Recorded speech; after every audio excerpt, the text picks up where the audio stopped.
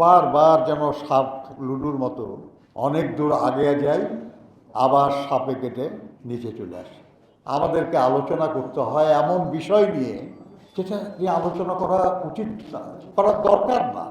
অসঙ্গতি নিয়ে আলাপ করতে হবে কেন? আমাদের যারা দায়িত্বে আছেন তারা অসঙ্গতি করবেন কেন? যার ন্যায্য তা করবেন না কেন? আর কত জীবন দেবে দেশের মানুষ, আর কত লড়াই করবে দেশের মানুষ। মানুষ প্রাইমারি স্কুল থেকে হাই স্কুলে উঠে, হাই স্কুল থেকে কলেজে যায়, কলেজ থেকে বিশ্ববিদ্যালয়ে যায়। আস্তে আস্তে মানুষ উন্নত হয়, আস্তে আস্তে মানুষের পরিবর্তন হয়, ইতিবাচক পরিবর্তন। আর আমরা বারবার যেন সাপ লুডুর মতো অনেক দূর আগে যাই, আবার সাপে কেটে নিচে চলে আসে, আবার আগানোর চেষ্টা করি। এটা গ্রহণযোগ্য না।